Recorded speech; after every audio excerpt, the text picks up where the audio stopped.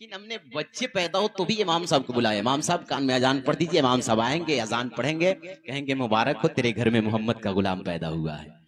अजान अकामत कह के चले जाएंगे। लेकिन ये कि वो अजान होती है ना जिसकी कोई नमाज नहीं, उस वक्त जो अजान होती है जिसकी कोई नमाज नहीं, लेकिन हमारी लाइफ में एक नमाज होने वाली है जिसकी कोई अजान भी नहीं है, वो भी होने वाली है। बस 2 मिसरा मैं पढ़ता हूं कि खुदा की जात तेरी तर्जमान हो चुकी है, सहीफों में तेरी सीरत बयान हो चुकी है, और जहां जहां नुकुशे कदम तुम्हारे हैं वहां वहां की जमीन आसमान हो चुकी है। न कोई गोरा न काला न छोटा न बड़ा, ये उम्मत आपकी खानदान हो चुकी है।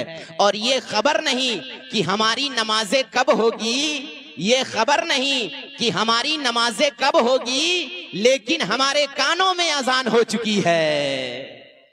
ये खबर नहीं कि हमारी नमाजें कब होगी, लेकिन हमारे कानों में अजान हो चुकी है। मैं नहीं चाहता ज्यादा शायरी में वक्त लिया जाए, बस 10-15 मिनट मुझे झेल लीजिए। खतीबुल हिंद हज़रत अल्लामा हसन इमाम साहब की बिला तशरीफ फरमा है।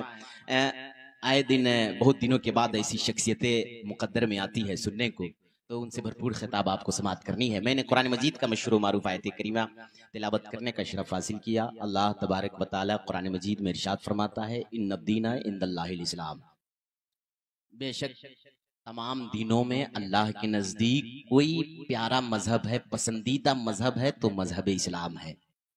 अल्लाह का बहुत बड़ा करम है कि अल्लाह ने हमें मुसलमान बनाया।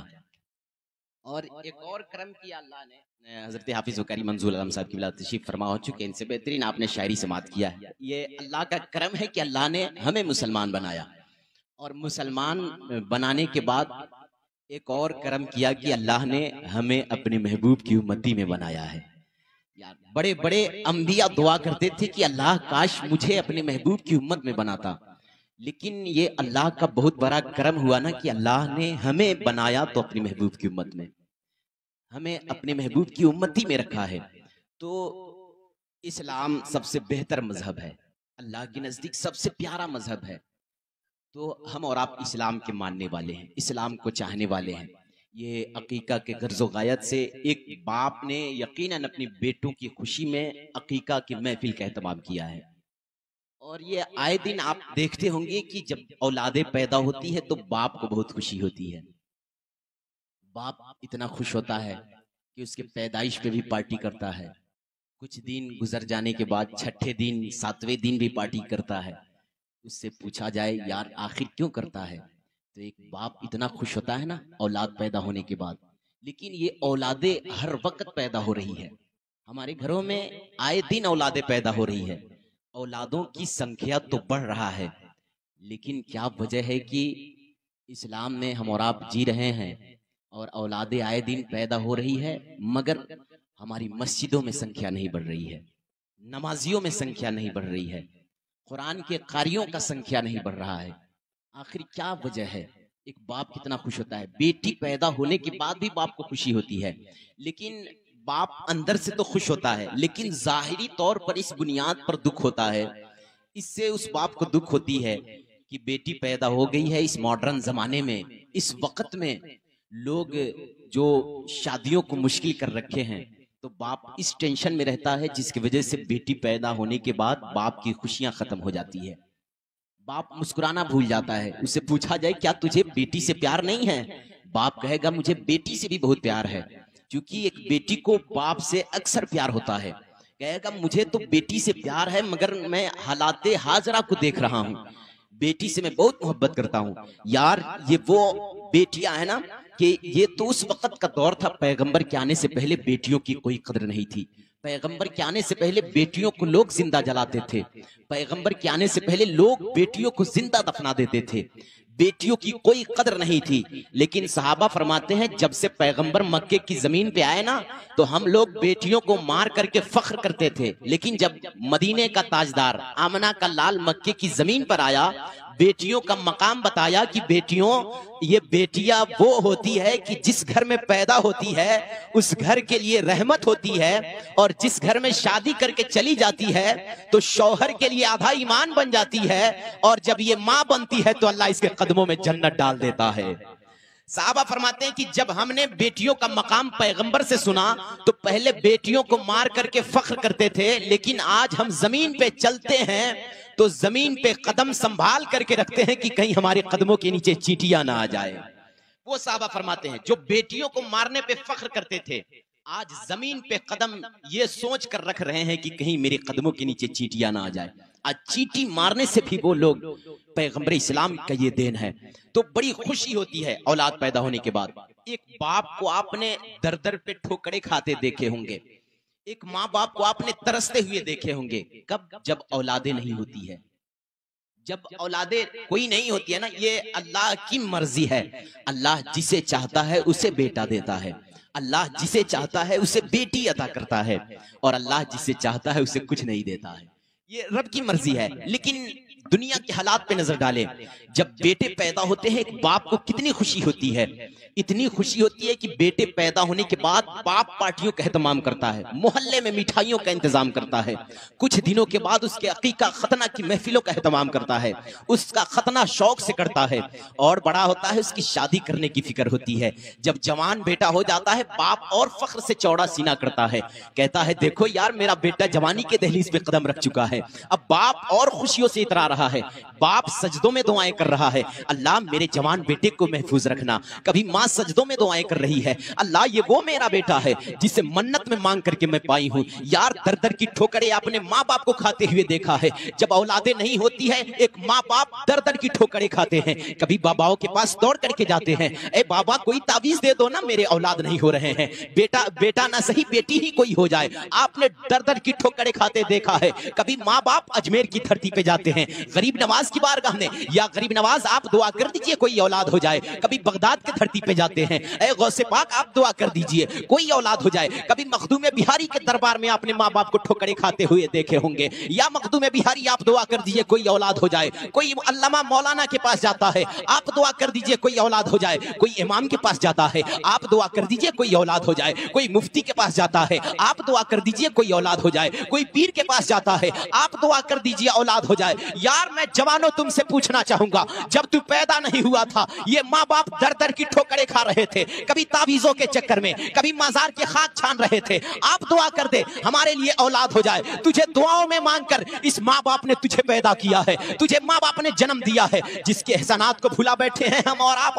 आज माँ बाप के एहसानात को फरामोश कर बैठे हैं। यार ये दुआओं में मांगने के बाद बेटे को माँ बाप नाज से पालते हैं, बड़ी नाजो नयाज के साथ पाल रहे हैं, उसका खतना कर रहे हैं, उसका अकीका कर रहे हैं। जवान होने के बाद ये जवान माँ बाप के एहसान को भूल बैठा है। यार याद कर ले वो जमाना जिस वक्त तू पैदा नहीं हुआ था, ये माँ बाप दर दर की ठोकरें खाकर दुआएं मांग कर तेरे लिए रब से दुआ कर रहे थे, अल्लाह मेरे बेटा जवान हो रहा है, इसकी जिंदगी को कामयाब करना। मेरा बेटा जवान हो गया है, इसकी जिंदगी महफूज रखना। तू निकलता था कहीं सफर में, माँ बाप कहते थे बेटे संभल करके जाना, तू जवान हो गया है, गाड़ी आराम से चलाना, बाइक आराम से चलाना। ये माँ बाप दुआएं देकर तुझे रुखसत कर रहे हैं। लेकिन क्या माजरा हो गया, जब जवानी के दहलीज पे कदम रखा तुम्हारे हाथों में हर चीज की डिग्री आ गई, तू इंजीनियर बन गया, प्रोफेसर बन गया, डॉक्टर बन गया। एक बाप से कहता रहा बाप मुझे इंजीनियर बनाना, बाप ने कहा था हाँ बेटा टेंशन ना ले, तेरे लिए मैं ओवर ड्यूटी करूंगा, तेरे लिए अगर मजदूरी करना पड़ेगा तेरा बाप करेगा, बेटे मगर मेहनत से पढ़ना। ये बाप का जिगर होता है साहिब। आज परदेशों का जायजा ले ले, एक बाप ओवर ड्यूटियां कर रहा है। बाप से पूछा जाए बाप तेरी उम्र तो बैठने के लायक हो गई है, तेरे हाथ से ताकत खत्म हो गई है, तेरे पैरों से चलने की ताकत खत्म हो गई है, तेरे सर से बोझ उठाने की ताकत खत्म हो गई है, दाढ़ी सफेद हो गई है, सर के बाल सफेद हो गए हैं, क्या मजबूरी है कि तू आज दूसरों की फैक्ट्री में ओवर ड्यूटियां कर रहा है। एक बाप से जब पूछेगा उसके सीने से आवाज आएगी नहीं जानते हो मैं ओवर ड्यूटी इसलिए कर रहा हूं, अपनी ड्यूटी से घर का कारोबार चलाता हूं, घर का काम करता हूं, लेकिन ओवर ड्यूटियां इसलिए करता हूं कि मेरे बेटों ने जूतों की फरमाइश कर दिया है, मेरे बेटों ने कपड़े की फरमाइश कर दिया है, मेरे बेटे ने फला चीज की फरमाइश किया है। एक बाप कहेगा जानते हो मैं ओवर ड्यूटी इसलिए कर रहा हूं ताकि मेरा बेटा अच्छा कपड़ा पहन ले, ओवर ड्यूटी इसलिए कर रहा हूं ताकि मेरे बेटे की स्कूल फीस अदा हो जाए, ओवर ड्यूटी इसलिए कर रहा हूं ताकि मेरे बेटे के बदन पे अच्छा लिबास हो जाए। खुदा की कसम जिस माँ बाप ने बचपने से लेकर जवानी तक तेरी पैदाइश में और तुझे पालने में मेहनत किया है, आज उसके फरामीन को ना भूला, उसके एहसान को ना भूला, उसके एहसानात को ना भूला। आज भी अगर चाहते हो कि दुनिया हमारी बेहतर हो जाए, बड़ा इंजीनियर हो जाएगा तब भी कामयाब कामयाब नहीं होगा। डॉक्टर हो जाएगा तब भी कामयाब नहीं होगा। अरे बड़ा प्रोफेसर हो जाएगा तब भी कामयाब नहीं होगा। कामयाब कब होता है इंसान? जब माँ बाप की दुआएं हासिल करता है। अगर चाहते हो कि कामयाबी तेरी कदम चूमे, आज अपने माँ बाप को खुश कर दो। इधर माँ बाप खुश हो जाएंगे, उधर पैदा करने वाला खुदा राजी हो जाएगा। आज जरूरत है माँ बाप को खुश करने की, जो हमारे लिए मेहनत कर रहे हैं, बचपने से लेकर जवानी तक हमारी परवरिश में, हमारी पैदाइश में मेहनत कर रहे हैं। साहिब मैं कहना चाहूंगा और माँ बाप से भी गुजारिश करूंगा कि अपने बेटे को दीनदार बनाए। दीनदार बनाएंगे ना, यकीनन वो समझेगा कि यार यही मेरा बाप है जिसे जन्नत का दरवाजा कहा गया है। वो जानेगा यार, नर्सरी क्लास से एमबीबीएस तक पढ़ा दीजिएगा, उसे कहीं नहीं बताया जाएगा कि बेटे तेरे माँ के कदमों के नीचे जन्नत है। अगर कोई एमबीबीएस तक पढ़ा है तो ला करके दिखाए कौन सी हिंदी अंग्रेजी किताबों में लिखा गया है कि तेरे माँ के कदमों के नीचे जन्नत है, तेरा बाप जन्नत का दरवाजा है। मैं नहीं कहता यार कि तुम इंग्लिश ना पढ़ाओ, मैं मना नहीं करता हिंदी ना पढ़ाओ, मैं मना नहीं करता इंजीनियर ना बनाओ, मैं भी मना नहीं करता डॉक्टर ना बनाओ, सब चीज बनाओ, लेकिन सबसे पहले पैगंबर आजम की तालीम दे दो। मुस्तफा ने फरमाया था कि दुनिया का सबसे बड़ा कामयाब और सबसे अच्छा इंसान वो है जो कुरान सीखता है और दूसरों को सिखाता है। तो पता चला फरमाने मुस्तफा के मुताबिक कि तेरा बेटा इंजीनियर अच्छा है मगर उससे अच्छा है कुरान पढ़ने वाला है, तेरा बेटा डॉक्टर अच्छा है मगर उससे अच्छा है कुरान का तिलावत करने वाला है, तेरा बेटा कलेक्टर अच्छा है मगर उससे अच्छा कुरान की तिलावत करने वाला है। इसलिए कि वो महबूब ने फरमाया है, लोगों दुनिया का सबसे अच्छा इंसान वो होता है जो कुरान सीखता है और दूसरों को सिखाता है। क्या पता चला? मुस्तफा ने फरमाया था, अरे तू इंतकाल कर जाएगा, जब कब्र की मंजिल में लेट जाएगा, एक डॉक्टर जाएगा उसकी डॉक्टरियत तेरी कब्र तक खत्म हो जाएगी, एक इंजीनियर जाएगा उसकी इंजीनियरिंग वहीं तक खत्म हो जाएगी, एक प्रोफेसर जाएगा उसकी प्रोफेशनलिटी वहीं तक खत्म हो जाएगी। लेकिन खुदा की कसम अपने बेटे को कुरान का कारी बना करके जाओगे, दीनदार बना करके जाओगे, कब्र में तू लेटे रहोगे, ये कुरान का कारी जाएगा, फकत सूरा पढ़ के तेरे लिए दुआएं करेगा, फरिश्तों से अल्लाह फरमाएगा फरिश्तों इसे मुबारकबादी दे दो, अरे ये कुरान की तिलावत करके जा रहा है। जब आया था तो इसका माँ बाप जहन्नमी थे और जब ये वापस जा रहा है तो अल्लाह ने इसे जन्नती बना दिया है। जो डॉक्टर इंजीनियर बेटा तेरे लिए कुछ नहीं कर पाएगा ना, वो एक कुरान का कारी तेरे लिए करके दिखा देगा। तो जरूरत है अपने बेटे को भी दीनदार बनाए, अपने बेटे को कुरान का कारी बना करके जाए, बेटे को दीनदार बना करके जाए। वरना साहिब आज हमारा बेटे पैदा होते हैं खुशियों में इतना मुलविस हो जाते हैं कि आज हमारे पास ये रस्म हो गया कि छठे दिन पे हम और आप छठियार कर लेते हैं, जिससे इस्लाम में कोई ताल्लुक नहीं। बस आखिरी बात मैं करूंगा इंशाल्लाह, मुझे 10-15 मिनट का वक्त मिला था। तो छठे दिन पे हम और आप छठियार करते हैं, जिसका इस्लाम से कोई ताल्लुक नहीं है। अल्लाह के महबूब ने फरमाया था कि जब औलादे पैदा हो तो 7वें दिन बेहतर है यार उसका अकीका भी कर दिया जाए, उसका खतना भी कर दिया जाए, उसका अच्छा नाम भी रख दिया जाए। लेकिन आज हमने नाम भी रखा है ना तो फिल्मों के अदाकारों को, आज हम नकल भी कर रहे हैं ना तो फिल्में देख करके, आज हम नकल भी कर रहे हैं तो सीरियल देख करके, आज अगर जवान स्टाइल को अपना रहा है तो हीरो की स्टाइल देख करके। लेकिन सबसे बड़ा हीरो को हमने भूल बैठा है यार। दुनिया का सबसे बड़ा हीरो शाहरुख खान नहीं है, दुनिया का सबसे बड़ा हीरो सलमान नहीं है, दुनिया का सबसे बड़ा हीरो देखना चाहता है ना, आओ ना। ये मैं नहीं कहता यार, अगर कोई मौलवी कहे तो आप कहेंगे यार मौलवी का काम है तारीफ करते रहना, कोई पीर का कॉल होता आप कहेंगे यार पीर साहब का काम है बतलाते अच्छी बात कहना। ये किसी मुफ्ती का भी कॉल नहीं है, कुरान ऐलान कर रहा है सबसे बड़ा हीरो तेरे लिए कौन है। आज हमने दुनियावी हीरो को देखकर जिस तरीके से पैंट पहना हमारे जवानों ने पहन लिया, जिस तरीके से उसने लिबास पहनने की कोशिश किया उस तरीके से हमने लिबास पहन लिया, जिस तरीके से वो जिंदगी गुजार रहा है, जिस स्टाइल में चल रहा है हमने चलने की कोशिश किया। लेकिन वाह आजा, किसी मौलवी की बात तुझे नहीं बताऊंगा, किसी पीर की बात नहीं बताऊंगा, किसी आलिम की बात नहीं बताऊंगा, किसी मुफ्ती की बात नहीं बताऊंगा। आजा सबसे बड़ी किताब, अजीम किताब जो मुस्तफा पे नाजिल होने वाली किताब है। अरे सब चीज बदल सकती है मगर कौले मोहम्मद, कौले खुदा, फरमान ना बदला जाएगा। बदले का जमाना लाख मगर कुरान ना बदला जाएगा। कुरान ऐलान करता है लोगों अगर नकल करना है तो किसी हीरो की ना करना, पिक्चर देख के ना करना, सीरियल की अदाओं की नकल ना करना, क्रिकेटर की नकल ना करना। अगर नकल करना है अल्लाह ने सबसे बड़ा हीरो बनाया है और कुरान में ऐलान कर दिया है लक़द काना लकुम फी रसूलिल्लाहि उस्वतुन हसना। ऐ लोगों तुझे खाना कैसे खाना है मुस्तफा को देख, चलना कैसे है मुस्तफा को देख, बैठना कैसे है मुस्तफा को देख, सोना कैसे है मुस्तफा को देख, माँ बाप से प्यार कैसे करना है मुस्तफा को देख, भाइयों से मोहब्बत कैसे करनी है मुस्तफा को देख। खुदा की कसम मुस्तफा को देखकर जिंदगी गुजारोगे, तेरी दुनिया भी बेहतर हो जाएगी, यहां से जाने के बाद आखिरत भी बेहतर हो जाएगी। वो कुरान ऐलान कर रहा है, लक़द कान लकुम फी रसूलिल्लाहि उस्वतुन हसना। लोगों, हमारे लिए महबूब की जिंदगी नमूने अमल है। अगर बातें करूं तो बातें लंबी हो जाएगी, वरना मैं आया था दूसरे टॉपिक को लेकर। इंशाल्लाह फिर कभी वक्त रहा मैं मजीद बातें करूंगा। खतीबुल हिंद हज़रत अल्लामा हसन इमाम साहब की विलायत तशरीफ फरमा है। आइए इस खूबसूरत माहौल में उनका इस्तकबाल कर लिया जाए। नारे तकबीर। माशाअल्लाह, ये तो हमारा रूल है ना, यही वजह है कि आज हम सताए जा रहे हैं। आज देखिए कितने लोग महफिल रसूल में आने की कोशिश करते हैं, ना हमें इस्लामिक लिबास पहनने में, ना सर पे टोपियां रखने में, हमें हर चीज में शर्म है यार।